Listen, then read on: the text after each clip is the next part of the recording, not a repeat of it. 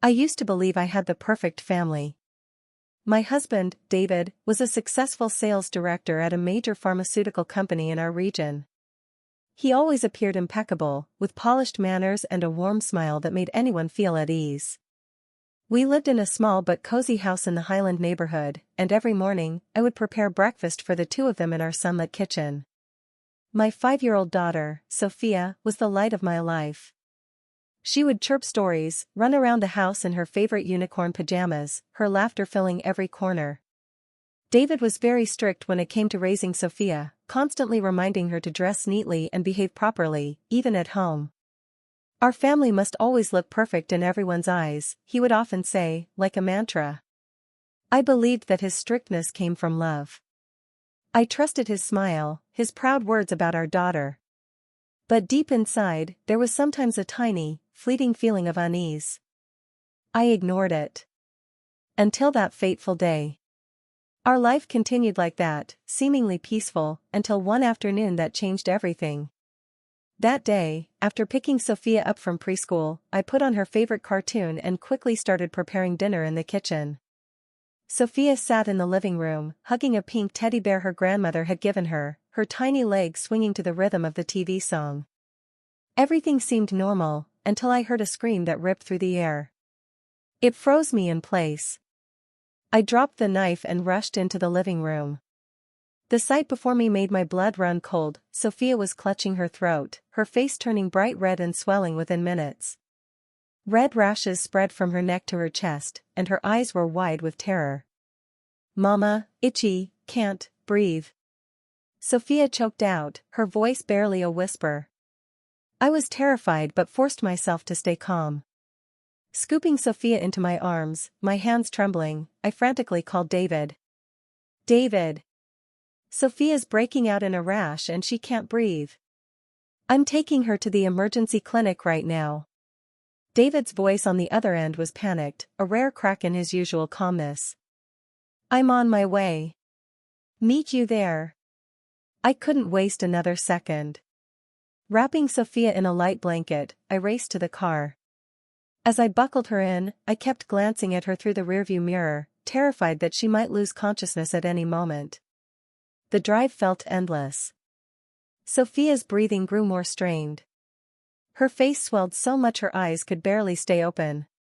The sound of her labored breathing, like something blocking her throat, filled the car. "We're almost there, Sophia. Hang on, baby, Mama's right here." I kept murmuring, trying more to reassure myself. When I pulled into the clinic parking lot, David was already there, pacing anxiously. The moment he saw Sophia, he rushed over, his face ashen. "What happened?" he shouted. "I don't know. She just, suddenly." We rushed inside, where the staff immediately recognized the emergency. A nurse waved frantically, straight to the emergency room. Sophia was laid on the examination table. A pulse oximeter was clipped to her finger, and another nurse readied an epinephrine shot. "Likely anaphylaxis," said Dr. Carter, a middle-aged physician with sharp, focused eyes. "Anaphylaxis?" David immediately objected. "She's never had allergies. We're careful about everything she eats." I clutched my hands together tightly. Dr. Carter remained professional, but I caught a flicker of suspicion in his gaze. "We'll need to run additional tests," he said calmly but firmly. "Did Sophia eat or take anything new today?" I shook my head. "Just her usual, a peanut butter sandwich, apple juice." "Oh, this morning, David gave her some cold medicine because she was sneezing." David quickly added. "It was the usual brand." I double-checked it. Dr. Carter nodded, though his eyes darkened slightly. After stabilizing Sophia, they decided she should stay overnight for observation. When David stepped out to take a call, Dr. Carter came close, slipped a small piece of paper into my hand, and whispered. "Don't read it here. Read it somewhere safe." My heart pounded violently. That night, sitting by Sophia's bedside as she slept fitfully, I clutched the folded note in my trembling hand. Every time I looked at her tiny, swollen face, my soul screamed for the truth. David returned late that night, claiming he needed to grab extra clothes. I knew I had little time. I slipped into the women's restroom, locked the door, and opened the note. Only a few lines. But they sliced through me like knives. Your husband was linked to a 6-year-old girl who showed similar symptoms. Tests revealed deliberate poisoning. Sophia's blood shows the same rare compounds. Act immediately. Do not alert him. I froze. Emily. David's daughter from his previous marriage. He had told me she died in a tragic accident. But now, it seemed it was no accident at all.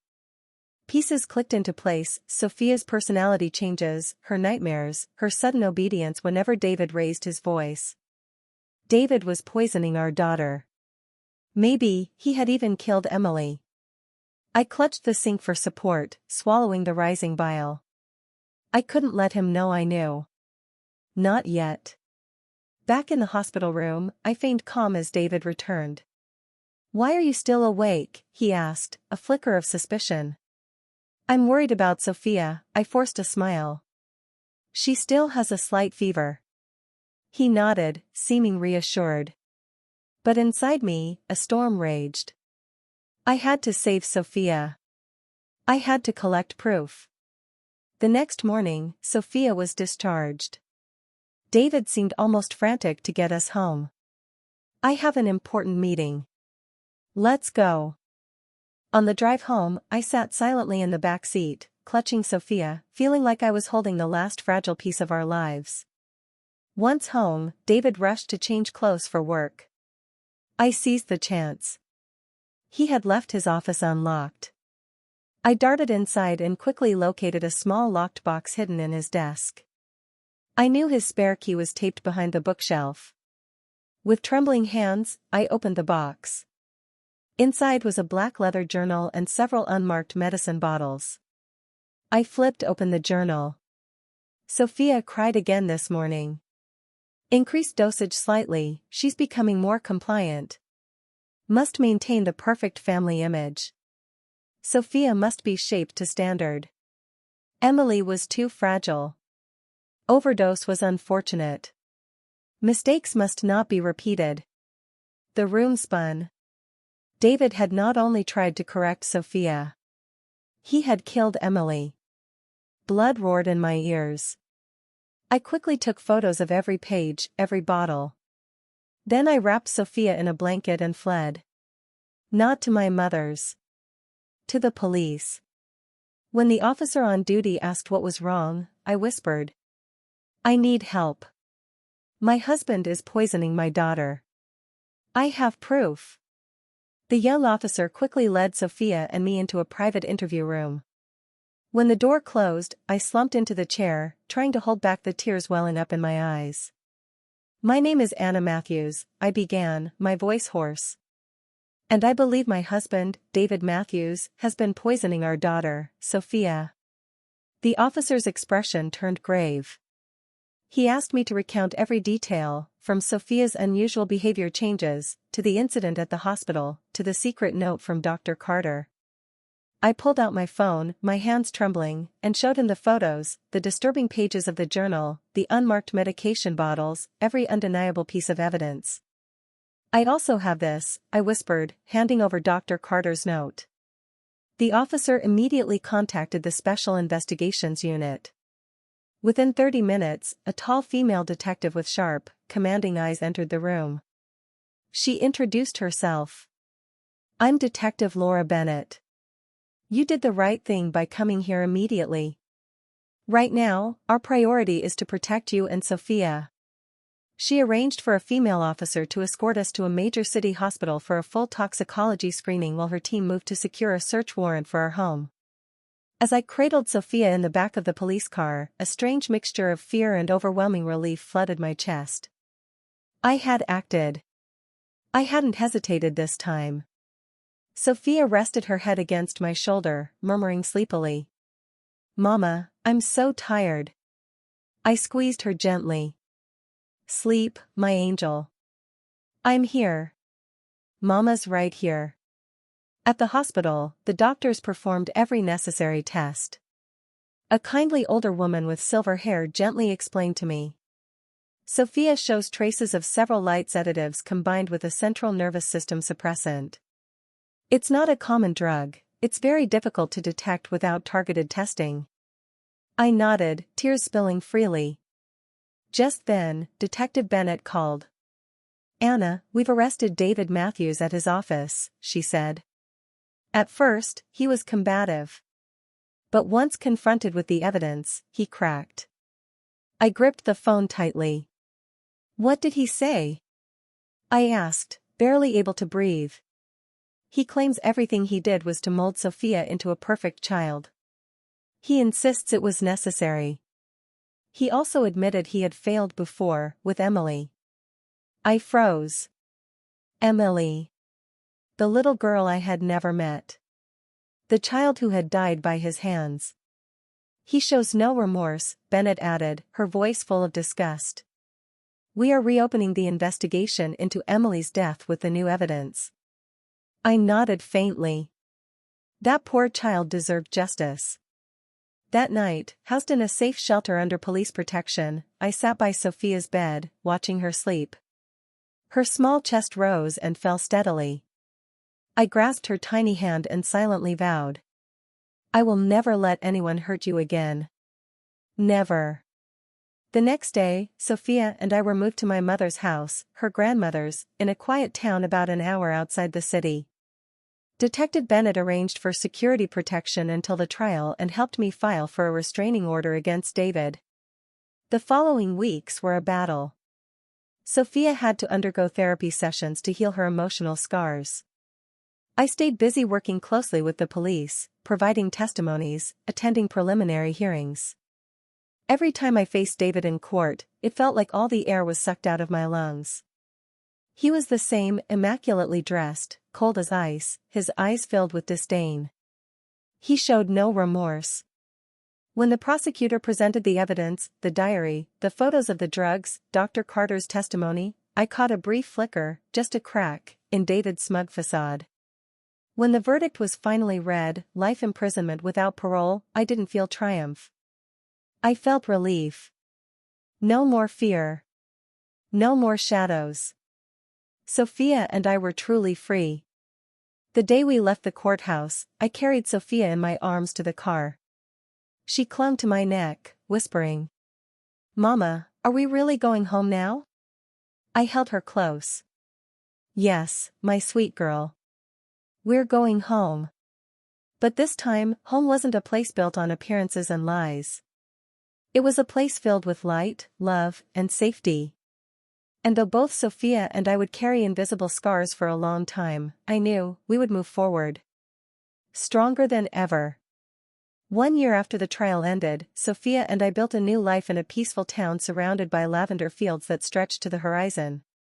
We lived in a small, cozy house at the town's edge, where every morning warm sunlight spilled through the windows, and the sweet sounds of birdsong filled the fresh air. Sophia had become a vibrant first grader. She started making new friends, laughing again, playing freely. Most importantly, she no longer flinched at every sudden noise. Of course, there were still nights she woke up crying, terrified from lingering nightmares. But instead of feeling helpless, I would gather her in my arms, whispering, You don't have to be afraid anymore, my little angel. Mama is here.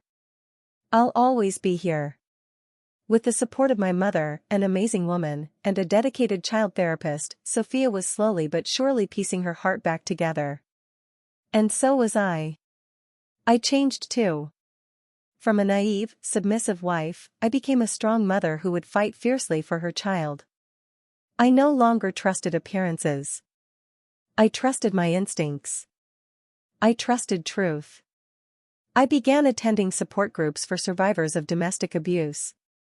I shared my story, listened to others, and realized I wasn't alone. Gradually, I understood. The pain Sophia and I endured could become a strength, a way to help others. I decided to become a foster mother for abused and at-risk children, kids who needed a safe, loving home, just as Sophia once did. One spring afternoon, while Sophia played in the garden, I sat by the window, writing a letter to Dr. Carter, the man who saved our lives. In the letter, I wrote, "Thank you for having the courage not to turn away from the truth. If not for you, I wouldn't be holding my daughter in my arms today. I promise to live the rest of my life spreading the kindness you showed us." Signed, Anna and Sophia Matthews. As I watched Sophia running joyfully through the lavender field, her blonde hair flowing in the breeze, my heart overflowed with hope. She survived. So did I. And now, together, we were building a future with our own hands and hearts. If you're listening to this story, I only ask you to remember one thing. Always trust your instincts. When your heart tells you something is wrong, even if the whole world denies it, listen. And if you or someone you know is in danger, don't hesitate to seek help. One small action today could save a life tomorrow. You are not alone. None of us are truly alone. If this story touched your heart, please subscribe and share this video with someone who needs to hear it. You might just become the light in someone else's darkness. Thank you for listening to my story. Always love. Always be brave. Anna.